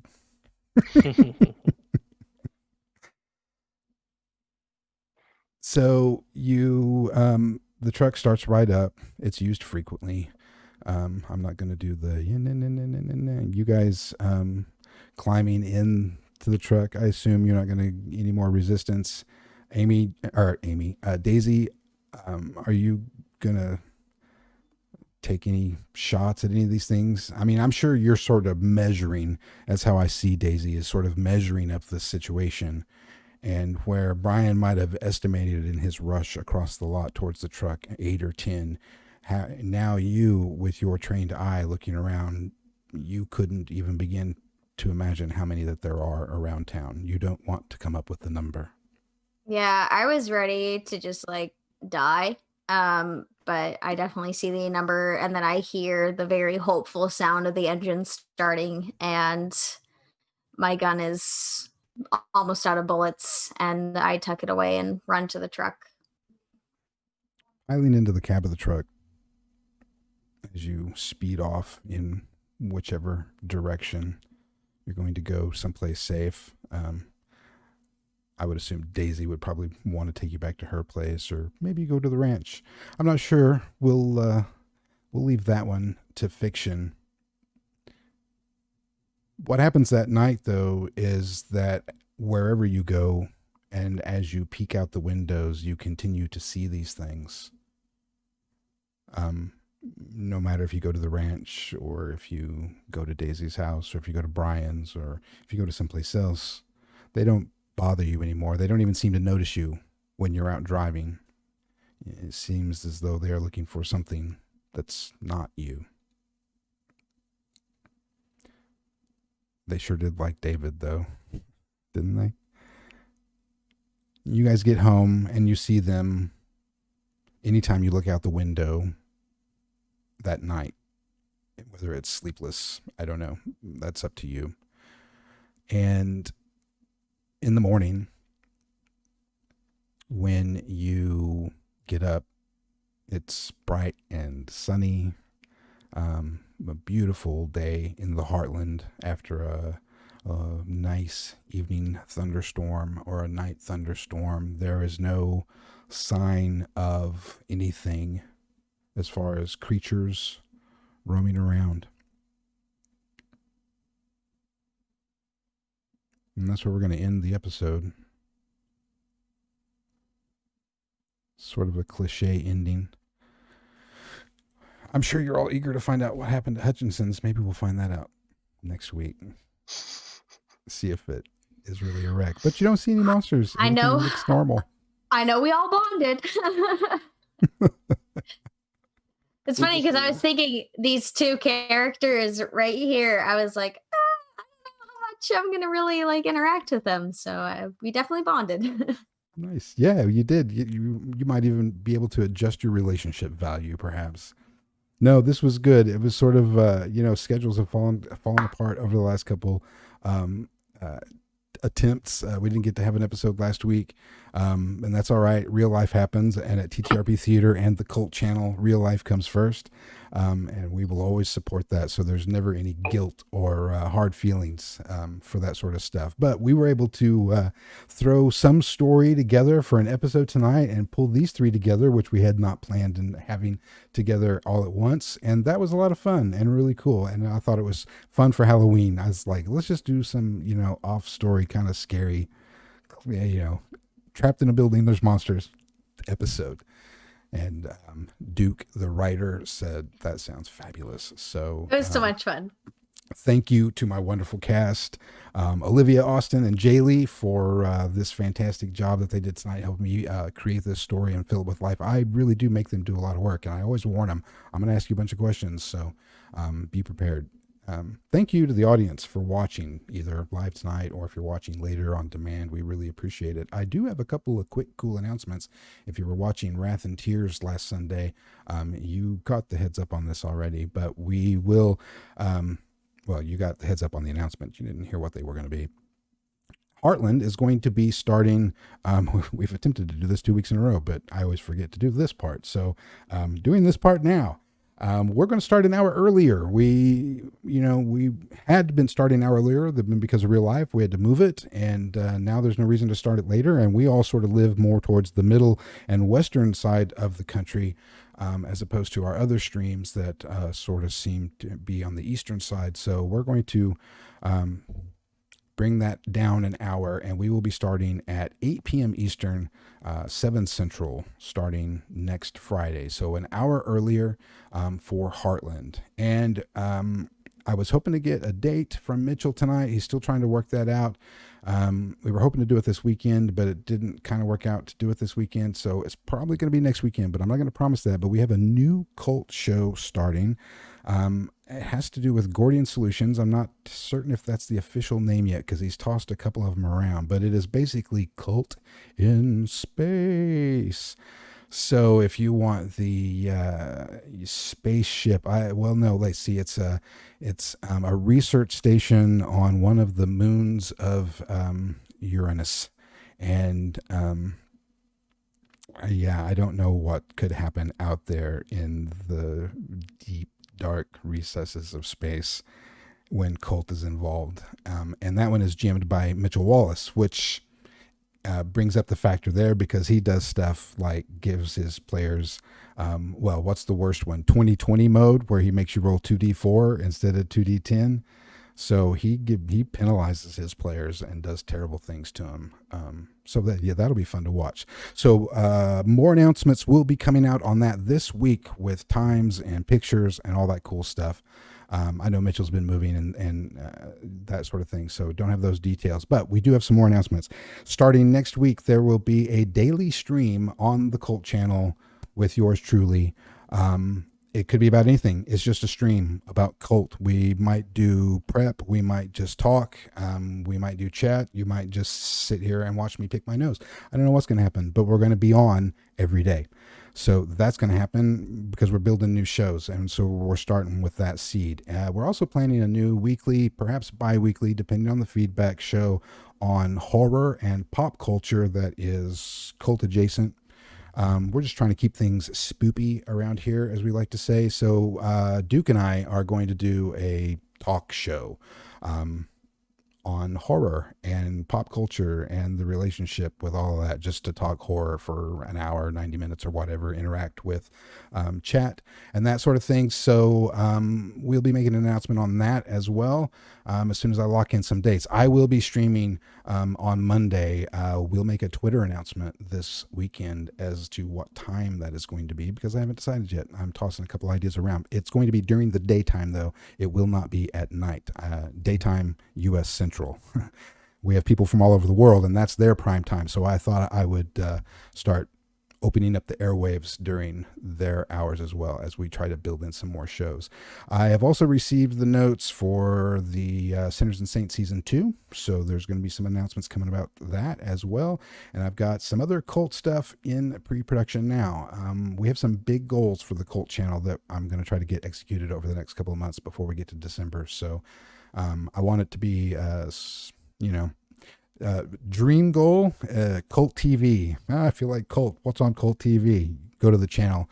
Maybe it's not all cult. Maybe today we do horror stuff, but we also have got Amazon Prime viewing parties, different sort of stuff like that. Maybe watching some horror movies. You have to have Prime, though, to do that. So there's lots of different stuff that we're doing. So be watching for more cult content. Thank you, Homegast, for giving us this opportunity and such a fantastic game to play. If any of you out there in the real world would like to start playing Cult at home, go get your Cult starter kit. KULT.DivinityLost.com. There is a pile of free resources, starter scenarios, and more. Be sure to visit our website, ttrptheater.com, for all of our cult content and all of the cool stuff that we're working on. We are the producers, owners, creators of the Cult channel, and a whole bunch of other cool stuff like Daisy's Dungeon World podcast that is eking its way slowly towards a release date, and the multitude of other stuff that we're working on. I have even got some funny stuff that I'm working on anyways, lots of stuff. So go check out our website, check back often. I update it as quickly as I can. And as soon as we start making money and I can pay somebody to do that for me, I will. Be kind to each other. There's not enough of it out there. And we have, well, when I wrote this, it says less than a couple of weeks. We have less than a week. Don't mail your vote. It's too late to trust that. So go drop it off. Go vote in person on Tuesday. Do whatever you do. Drag your sick, decrepit asses to the polls and vote for somebody that hopefully is not a Cheeto. Just saying. We love everybody. Be kind to each other. That's it. Good night, sweet dreams, and we love you. Say it, Jaylee. Say it. Good night, sweet dreams. We love you. Sweet dreams, we love you. I love you. Vote for the right person. We love you. Please vote. Support Please fucking vote. your And Good wash your night, hands. everybody. And wear a Wash mask. your hands. Don't get Just a civic duty. sick. Stay away from people. And 6 don't forget feet that Black away. Lives Matter. Good night. For sure.